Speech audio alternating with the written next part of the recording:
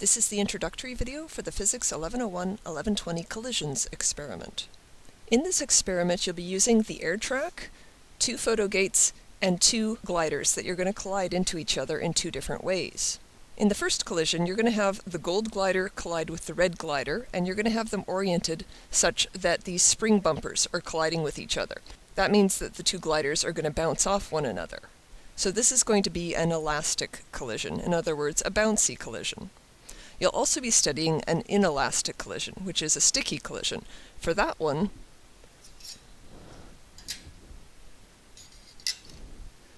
you'll swap the 2 glider positions, and this time they've got Velcro between them, so then they will stick together when they collide. Now, before you collide the gliders with each other, you first need to prepare your air track. The first thing you're going to want to do is level your air track. So the first thing you should do is look around on your desk for a spirit level, which looks like this. And you put that on your air track and check by looking straight down whether the bubble is centered between the 2 lines. If it's not, you can adjust the leveling with this screw on the lab jack down here. But you may or may not be exactly level even after you've done that. So you should double check by doing the following. Put 1 glider onto the air track and then turn the air track on. And by the way, the blower units turn on via a switch that's attached to their cord. And what you should find is that when the glider starts from rest, it should stay still, or it should maybe oscillate back and forth a little, but it should not head preferentially to one end of the track. So you can set it in the middle of the track and then very gently release it from rest and see what it does. It's okay if it oscillates a little bit or if it stays still, but if it's heading toward one end of the track, then you should level your track further. So this air track is fairly close to level as is. Another thing that you should check is that the little card on top of the glider is going to trigger both of the photo gates, that it's tall enough to do that. So just swing it by the 2 photo gates and make sure that the light turns on in each case. If it doesn't, then you can adjust the height of these up or down to make sure that the flag is going to trigger both of the photo gates. Now, for both collisions that you're going to be studying, there's supposed to be a little elastic band here on the end of the track that helps you launch your gliders down the track. So what you would do is there'd be a little string on the glider, and you pull it back against the elastic band and release it, and then the elastic will fling your glider down the track to start the collision.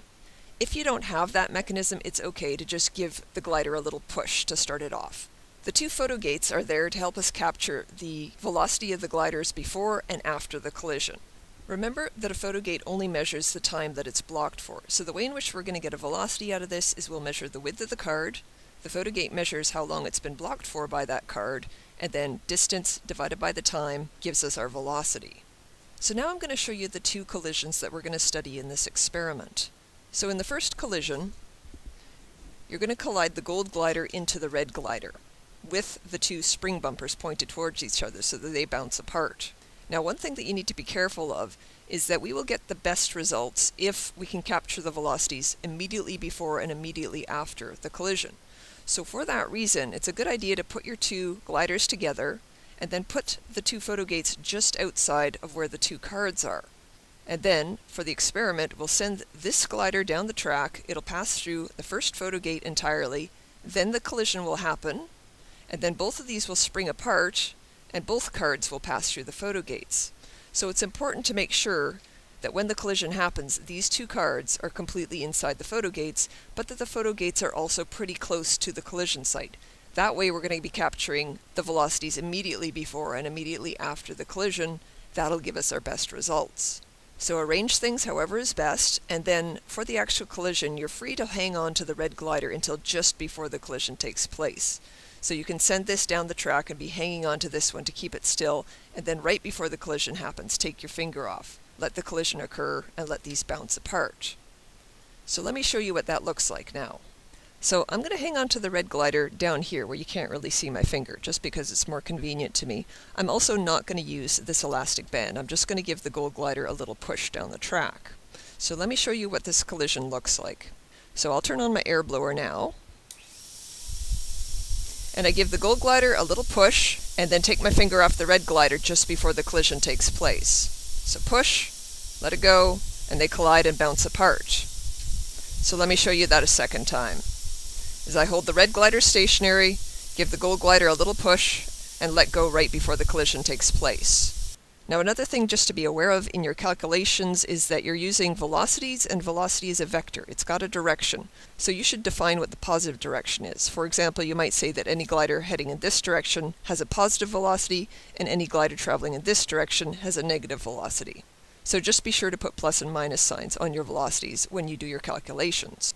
In the second collision, you're going to swap the locations of these two gliders. So you'll actually take them and put them in the opposite order, because now the red glider is going to collide with the stationary gold glider, and they're going to stick together with these Velcro pads that they have in between them. By the way, you're only going to need one card for this experiment, because when the red glider collides with the gold glider, they're both going to just keep moving. So you'll have one flag going through each of the photo gates only one time. And by the way, we have an opportunity here to get slightly better values by moving this photo gate in, so that this card goes through this photo gate right before the collision and through this photo gate right after the collision. We'll get slightly more accurate values. And note that that means that the collision is actually taking place outside of this second photo gate in that case. So let me show you what this collision looks like too. I start this guy down the track, and I'm again going to hold this glider stationary with my finger down here. So I'll turn on my blower unit, and I'll release the red glider down the track and remove my finger from the gold glider right before the collision. They stick together and slide off down the track. So let me show you that one again. So I'll give the red glider a small push and take my finger off the gold glider right before the collision takes place. And again, although it's a little confusing to have the collision take place outside the photo gates, because we're only using one flag, we get the most accurate values by putting our photo gates right outside the position of the flag when the collision takes place. So the purpose of this experiment is that we're going to be measuring both the momentum and the kinetic energy of the two gliders and seeing whether they're conserved. The theory predicts that for an elastic collision, that is a bouncy collision when the spring bumpers collide and these bounce apart, that both momentum and kinetic energy will be conserved. For a sticky collision, however, when we've got the Velcro and the two gliders stick together and continue down the track, there the theory predicts that momentum will still be conserved, but kinetic energy won't be. So you're going to use the velocities that you calculate using the photo gate times and the masses of the two gliders, and you'll calculate their momentum before and after the collisions and their kinetic energy before and after the collisions, and then check what's conserved and whether that agrees with theory. The manual also has a question for you. It says, where did the kinetic energy go in the totally inelastic collision? So the inelastic collision, remember, is the sticky collision. So the theory predicts that the kinetic energy will not be conserved in that collision. So explain where the energy actually goes. The program that you're going to be using for this experiment is called Collision Timer, and it's a PhotoGate VI, so as usual, look around on your desktop for the folder called PhotoGate VIs and open that up. And then once you're in there, look for a program called Collision Timer and open that up. Now one thing that you'll notice is that you've got space for two different photo gates. There's gate 1 and gate 2, and those are your two different photo gates. You also have the capacity to measure up to 2 times on each photo gate. That's important because you remember in the first collision, the gold glider goes through its photo gate and then bounces back through it a second time. So we need to measure both of those times. So that's why you can measure up to 2 times for each of the photo gates. So just to demonstrate, as usual, click the single white arrow button to start things going and wait for this button at the top to turn green. Once it has, you can start taking data.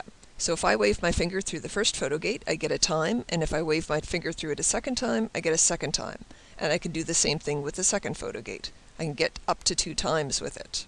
When you're ready to take new data, you can click the cancel button and then click the white arrow to just restart taking data.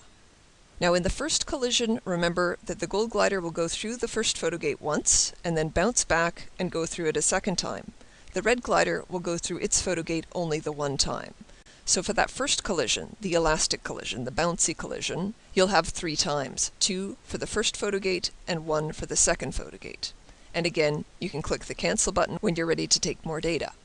In the second collision, the sticky collision, remember you've only got 1 flag, so the red glider will go through the first photo gate and then it'll go through the second photo gate after it has collided with the gold glider.